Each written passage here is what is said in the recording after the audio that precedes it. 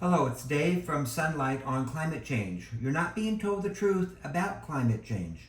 And today we'll cover the globalist favorite whipping boy, natural disasters.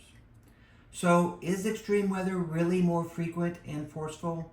It's getting so that if a leaf falls off a tree, people start screaming, climate change, oh my God, we're all going to die. Looking at the leaves falling reminds me of all the times I've gone over to my girlfriend's house to help her rake up her leaves, yuck. And I have to tell you, her husband doesn't really like it either. Alright, moving on. Are rising temperatures causing an increase in extreme weather? I have three facts. First, the Little Ice Age ended in 1850 after cooling the Earth by 3.6 degrees Fahrenheit and has only warmed by 2.25 degrees. Since then, that's 175 years later. So we're still close to 40% off from just getting back to square one. In addition, our daily temperatures can easily range 5 times that number, so I say, so what? If anything, the small rise in the temperature works against this claim about rising temperatures. Second, as you're about to learn, natural disasters have been dramatically decreasing, not increasing. And third, severe weather is not generated by higher temperatures, but rather by differences in temperatures, which is lessening. When masses of air with contrasting temperatures collide, these differences can act as a driving force in creating extreme weather.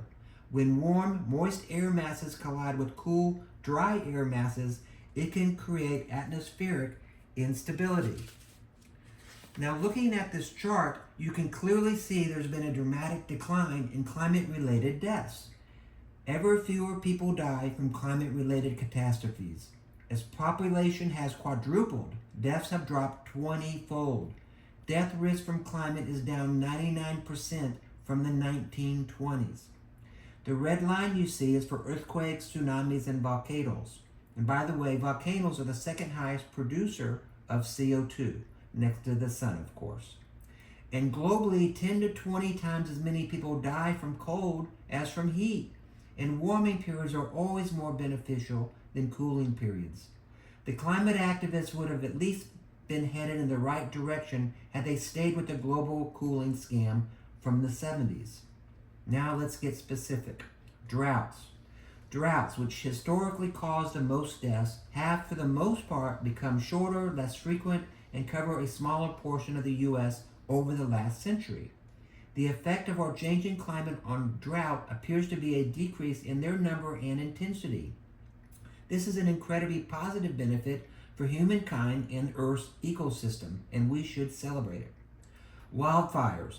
The National Interagency Fire Center and the U.S. Census Bureau, going back to 1926, that's 100 years, shows that the area burned in the U.S. is just 25% of what it was 70 years ago.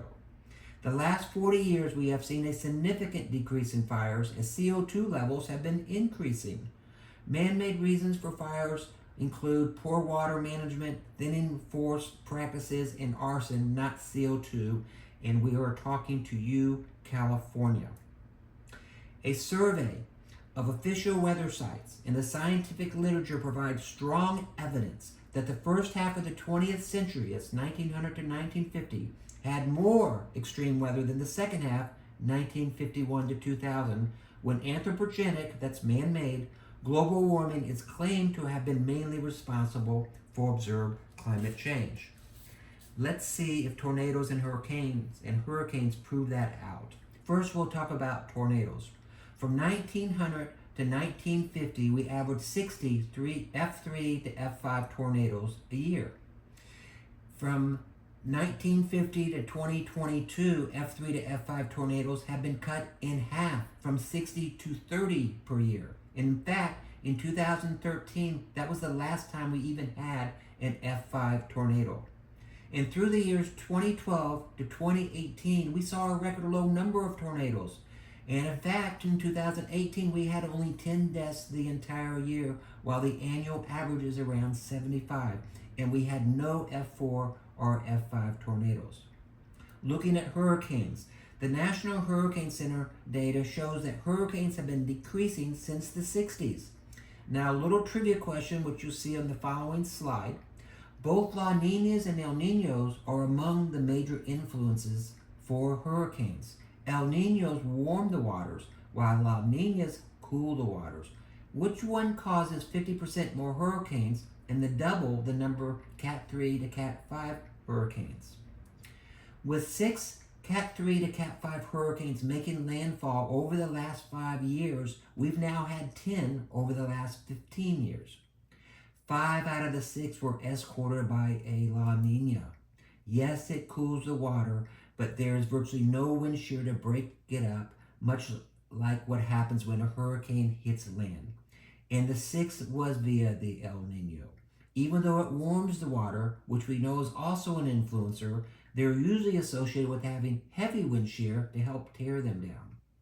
And since 1900, it's not uncommon to see 12 plus Cat 3 to Cat 5 hurricanes over a 15-year period. And from 1938 to 1950, only 12 years, we had 33 Cat 3 hurricanes. Glad I wasn't around. But from 1950 to today, the average has fallen to 6 per 15 years. And just like tornadoes, the number has been cut in half. Time to get angry.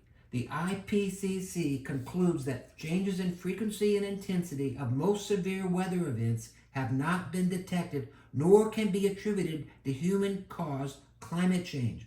Real-world data shows no significant increases in droughts, heat waves, flooding, tropical cyclones, hurricanes, or tornadoes over the past 100 years. So the IPCC, more often than not, they actually have the correct information on hand. They just choose not to show it as it conflicts with their goals of control, power, and enriching themselves.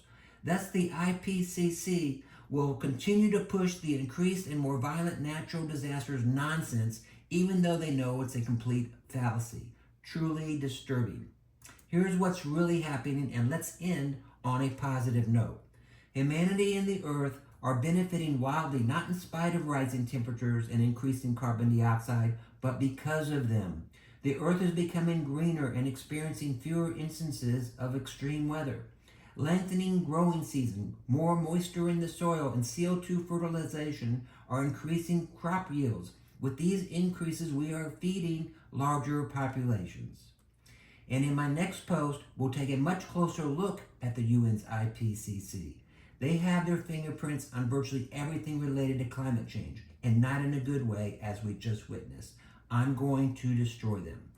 And today, in honor of the UN, we'll provide one of their worthless predictions of doom. In 1989, the UN predicted entire nations would be wiped off the earth by rising sea levels if the global warming trends were not reversed by the year 2000. That was over 35 years ago. We missing any nations? No. You can't make this stuff up. Thank you for viewing. Take care, and remember, it's just the weather, silly.